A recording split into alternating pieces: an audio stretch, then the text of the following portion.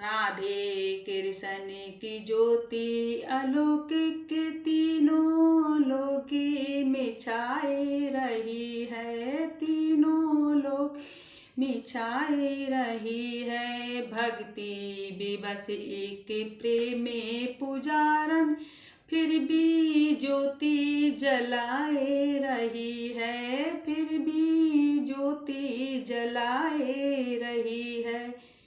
जय जय श्री राधे, जय जय श्री कृष्णा। आप सब कैसे हैं? राधे श्याम की कृपा से सब अच्छे होंगे।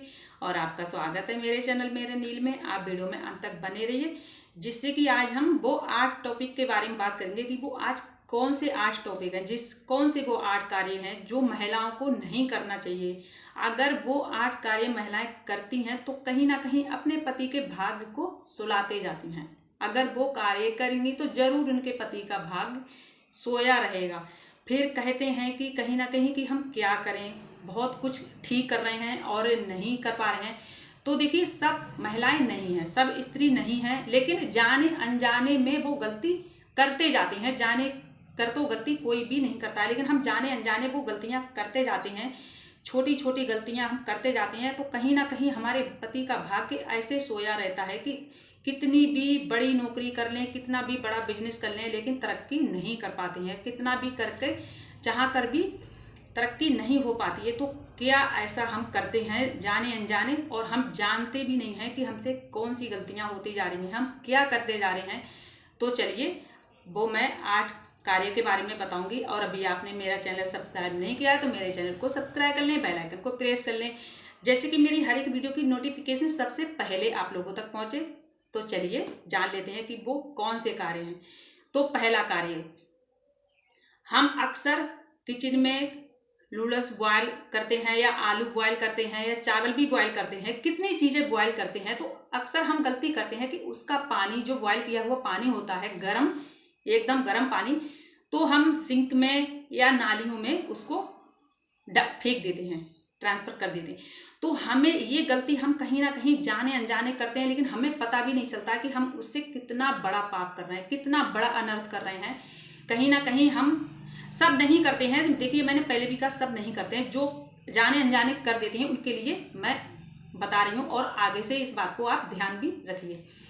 तो हम कितनी बड़ी गलती कर देते हैं, हम जानते भी नहीं है कि हम आखिर क्या कर रहे हैं। तो हमें वो पानी बिल्कुल भी नहीं डालना चाहिए। हम कहीं ना कहीं इतने बड़े पाप के भागीदार बन रहे हैं कि वहीं हमारा पति का भाग्य सोता जाता है। वो हमें कहीं ना कहीं हम पे वो इतना बड़ा पाप चढ़ जाता है कि हम चाहकर भी वो बोझ नहीं उतार पाते हैं। हम पानी जाने अनजाने, अक्सर हम पानी, गर्म पानी, भाप एकदम निकलते निकलती, और पानी हम नालियों में डाल देते हैं। सभी डाल देते हैं, अक्सर गलतियां कर देते हैं। तो कितने हम जानते भी नहीं है कि नालियों में कितने कीड़े मकोड़े हमारे वो गलती करे द्वारा, जो हम गर्म पानी उसमें डालते हैं, उस गलती से हमारे कितने कीड़े मकोड़ों की जान जाती है। और जब उनकी जान जाती है तो हमारे ऊपर उनका कितना बड़ा पाप लगता है, कितना बड़ा पाप लगता है, उसके हम भागीदार बन जाते हैं उनके पाप के। तो हम चाहकर भी अपना काम कार्य नहीं सफल कर पाते, क्यों? कहीं ना कहीं हम गलती करते चले जा रहे हैं, तो हम काम नहीं सफल कर पा रहे हैं। तो ये मेरा पहला कार्य था। आप बिल्कुल भी ये गलती को नहीं अपनाएंगे।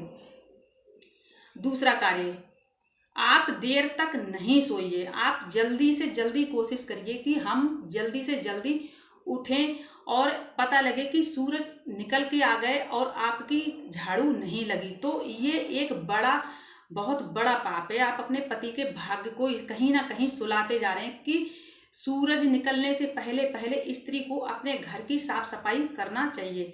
अगर आप, वो बात अलग, अगर आप जल्दी थोड़ा लेट हो गए, सूरज निकलने वाले हैं, तो आप जल्दी जल्दी पूरे घर में कोने कोने में झाड़ू लगाइए और कचरे को बाहर करिए, जिससे कि अगर जहाँ कचरा रहता है तो वहाँ दरिद्रता का निवास हो जाता है। तो आप जल्दी जल्दी उस कचरे को बाहर करिए, और सूरज निकलने से पहले पहले अपने घर की झाड़ू जल्दी जल्दी निकाल के साफ सफाई करके कचरे को बाहर करिए, जिससे कि सकारात्मक प्रवेश करती हैं। कहीं ना कहीं वो कचरा अगर पड़ा रहता है तो नकारात्मक का प्रवेश हो जाता है।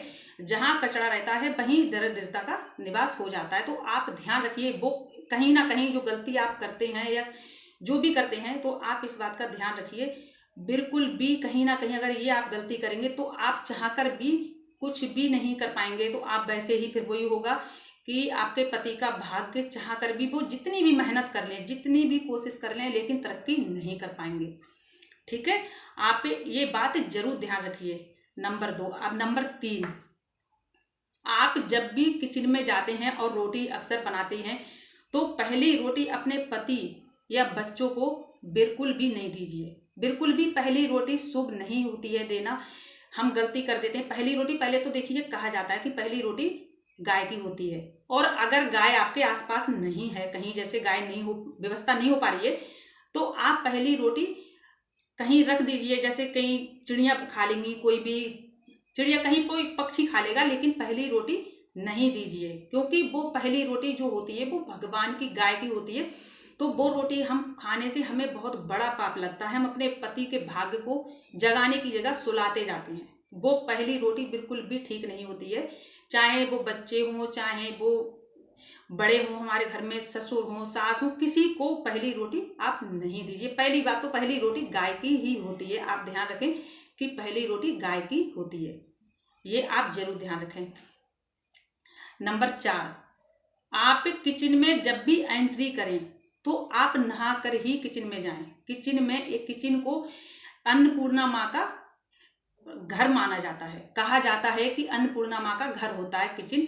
तो किचन में आप बिना नहाए नहीं प्रवेश करें, और दूसरी बात, चप्पल भी नहीं पहने। किचन में जब भी आप जाएं तो चप्पल को उतार कर ही जाएं, क्योंकि वहां हम भगवान का भोग, मान लीजिए नहीं, आप भोग नहीं भी बना रहे हैं, तब तो भी आप किचन में अन्नपूर्णा माँ का जो वो घर होता है उनका, तो आप वहां पे चप्पल पहन के नहीं जाइए। ये कहीं ना कहीं दरिद्रता का निवास होता है। हम अच्छे काम करते हैं तो हम इस तरीके से नहीं करते हैं। आपको ये बात ध्यान रख लीजिए।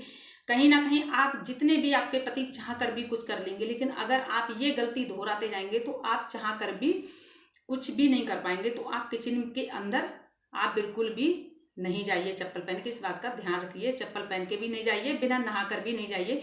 पूरी कोशिश करें कि आप नहा कर ही किचन के अंदर एंट्री करें। ठीक है। नंबर 5, आप रात को, बर्तन तो अक्सर देखा होगा सभी धो लेते हैं रात को, रसोई में सभी बर्तन साफ कर लेते हैं, कोई भी ऐसा नहीं होगा जो बर्तन छोड़ता होगा, लेकिन कहीं ना कहीं एक गलती करते जाते हैं, उस गलती से अनजान रहते हैं। कभी भी तवा और कढ़ाई को रात को नहीं धुलना चाहिए, कभी भी। अगर हो सके, जैसे अक्सर हम रोटियां बनाते हैं तो क्या करते हैं, गरम गरम तवे को जल्दी से पानी में डाल देती, तो जो उसकी जो गरम गरम भाप निकलती है वो बिल्कुल शुभ नहीं होती है, वो बिल्कुल भी ठीक नहीं होती है। जो हम गरम गरम, वो शुभ कामों में, मैं आपको किस तरीके से खुल के नहीं बता सकती हूँ, किस तरीके से बताऊँ, वो गलत, मतलब सही कामों में, शुभ कामों में नहीं ऐसे करा जाता है। वो शुभ काम जब हम नहीं करते हैं तब ये सब कुछ होता है। जल्दी जल्दी जल्दी जल्दी जो हम कर लेते हैं, तो आपको, अगर आप कहते हैं, कितने लोग कहते हैं कि हमें सुबह में बहुत जल्दी रहती है तो हम रात को इसलिए सारा काम करके सोते हैं, तो ठीक है। अगर आपको करना ही है तो आप कम से कम तवा तो छोड़ दीजिए। तवा आप नहीं धुलें तो ज़्यादा अच्छा है। आप कढ़ाई को धुल लीजिए, लेकिन ठंडी होने के बाद। गरम गरम में बिल्कुल शुभ नहीं माना जाता है, बिल्कुल अच्छा नहीं माना जाता है। आप इस बात का जरूर ध्यान रखें, बिल्कुल भी शुभ नहीं ये होता है। आप अगर माने तो जरूर ध्यान रखें। अगर आपको अपने पति को, भाग्य को जगाना है तो इस बात का जरूर ध्यान रखें। कितना होता है, तवा एक ही होता है, तो सुबह में इतना काम तो कोई भी कर लेगा, तो आप कहीं ना कहीं तवे को जरूर छोड़ दें। अगर आपको लग रहा है तो आप कढ़ाई को साफ कर लें, लेकिन तवे को जरूर छोड़ दें। ये बात का आप जरूर ध्यान रखें। अगर आपके पति का भाग्य आपको जगाना है, जब जरूर ध्यान रखें। 5वीं बात सॉरी, 6ठी बात, आप कहीं, जैसे घर से कोई भी, हमारे घर से या कहीं से भी कोई निकलते जाता है, तो आप कभी भी बच्चों को भी ये बात बताएं और बड़ों को भी, किसी को भी बताएं, उनको टोकना नहीं। जैसे अब कोई घर से गया तो कहा कि सुनो, तो इस तरीके से नहीं टोकना। अगर हमारा कोई, जैसे कोई जा रहा है हमारे घर से और उसका सामान छूट गया, हमें लग रहा है कि इसका सामान ये छूट गया, हमें देना जरूरी है, तो हम किसी बच्चे को आप देकर और उसके तक पहुंचवा दें। अगर आप उसको रास्ते से आवाज लगाएंगे कि सुनो आपका ये सामान रहेगा, तो एक तो वो शुभ नहीं माना जाता है। अच्छा, और जब वो देखेगा उल्टा पैर से वापस आएगा, तो उल्टा आना बिल्कुल भी शुभ नहीं होता है। तो बिल्कुल भी इस बात का आप ध्यान रखें। अब मान लो कोई आपके पड़ोस से गया, वो कहीं जा रहा है और आपने धोखे से उसको टोक दिया कि कहाँ जा रहे हो। अब उसका काम बन गया तब तो बल्ले बल्ले, और नहीं बना तो कहेंगे कि अरे हम तो उसका मुख देख के निकले तो हमारा ये काम बिगड़ गया। अगर बन गया तो कहेंगे कि अरे बाव रे बाव, हमारा तो काम बन गया, उसको देख के उसका मुंह बहुत अच्छा है, बहुत शुभ है। और कहीं ना कहीं नहीं बना तो वो आपको हमेशा हमेशा के लिए आपको कोसते रहेंगे कि वो तो इतना अशुभ है, कि ये है, कि वो है, बहुत सारी बातें। तो कभी भी ये, चाहे वो अपने घर से कोई जाए, चाहे वो बाहर का हो, बाहर के तो पड़ोस को तो बिल्कुल भी नहीं बोलना चाहिए। चाहे वो जहाँ भी जा रहा है तो आप सेट हो जाएं, लेकिन बिल्कुल भी नहीं बोलना चाहिए। ये बात बिल्कुल भी ठीक नहीं है। आप कई तरीके से उसके दुश्मन बन जाएंगे, तो आप उसको नहीं बिल्कुल भी टोके, ठीक है। नंबर 7, आपके घर में झगड़े कुछ भी, जैसे मान लो कि घर में पति में झगड़े हो जाते हैं, सास में झगड़े हो जाते हैं, ससुर में हो जाते हैं, घर में लोग रहते हैं तो फैमिली में हो ही जाता है अक्सर ये झगड़े। तो आप अपनी बातों को बाहर तक नहीं पहुंचाइए। अगर बात को आप दूसरे तक पहुंचाएंगे तो क्या होगा, दूसरा करेगा कुछ नहीं और आके मजे लूट के चला जाएगा। आपकी लड़ाई बढ़ाकर, झगड़े बढ़ाकर चला जाएगा। वो करेगा कुछ नहीं, वो झगड़े और बढ़ाएगा और बढ़ाकर मजे लूट कर चला जाएगा। तो आप अगर अपने घर की बात घर में ही रखेंगे, वो चाहे सास से हो जाए, चाहे ससुर से हो जाए, चाहे पति से हो जाए, तो आपका जल्दी ही सब कुछ खत्म हो जाएगा। अगर घर में रखेंगे, घर की बात घर तक ही रखेंगे। अगर आप जरा भी बाहर पहुंचाएंगे तो नमक मिर्ची लगाने वाले तो बहुत आ जाएंगे, लेकिन आपको शांत करवाने वाला, आपकी बात खत्म करवाने वाला, आपको समझाने वाला, बताने वाला बहुत कम लोग होते हैं, बहुत ही कम होते हैं। तो आप इस बात का जरूर ध्यान रखिए कि आप अपनी बात बाहर किसी को नहीं बताएं। आप अगर अपने भाग्य को जगाना चाहते हैं तो इन बातों का गांठ आप जरूर बना लीजिए। अगर आप अपने पति के भाग्य को जगाना चाहते हैं, अपने भाग्य को जगाना चाहते हैं, क्योंकि ये सारी बातों से हमारा भाग्य हमसे रूठता है और कहीं ना कहीं हम क्या क्या दोष करते जाते हैं उनका प्रभाव हम पे पड़ता रहता है। हमारे ऊपर कितना, हमारे दाम्पत्य जीवन पे ये सारी बातों से प्रभाव पड़ता है, लेकिन हम जान अनजान रहते हैं, हम समझ भी नहीं पाते हैं कि हम क्या कर रहे हैं आखिर को। नंबर 8, आप कहीं भी दान करें, सबसे बड़ा दान कन्यादान माना जाता है। अगर हम कर सके, मानिए आपके बेटे हैं, बेटी नहीं है, या मेरे बेटे हैं, बेटी नहीं है, किसी की भी बेटी नहीं है, बेटा है, तो हर कोई चाहता है कि ये कन्यादान हम जरूर करें। कन्यादान का दान सबसे बड़ा दान माना जाता है, महादान माना जाता है। दान, सारे दान ही ठीक है, वैसे तो मंदिरों में हम दान करते हैं, किसी के लिए दान करते हैं, सारे दान ठीक है, लेकिन कन्यादान एक ऐसा दान होता है कि महादान, सबसे बड़ा दान। कहते हैं कि अगर कन्यादान कर लिया तो आपने सबसे बड़ा दान कर लिया। तो आपने कन्यादान तो किया, लेकिन उसको हम बड़कपन दिखाने के लिए हम दूसरे को बताने लगे कि अरे मैंने तो ये दिया, मैंने तो गहने दिए, मैंने तो वहाँ पे कपड़े दिए, मैंने तो बर्तन दिए, या मैंने तो पैसे इतने सारे दिए। तो आप बहुत बड़ी गलती कर रहे हैं। वो सब करके उससे आपका दान करा हुआ जो सब नष्ट हो जाएगा, कोई फल आपको नहीं मिलेगा। और आप बड़कपन दिखाने के लिए आप बताते जाते हैं कि मैं बड़कपन दिखाऊं, भाई मैंने इतना दिया है, या मैंने उसकी बेटी में इतना दिया, मैंने कन्यादान किया तो मैंने कितना दे दिया। लेकिन वो कहीं ना कहीं आप बहुत बड़ी गलती कर रहे हैं। आपने दे तो बहुत कुछ दिया, लेकिन वो आपका सारा का सारा नष्ट हो गया। कहीं बिल्कुल भी आपको वो दान का फल पुण्य कुछ भी लाभ नहीं मिलेगा।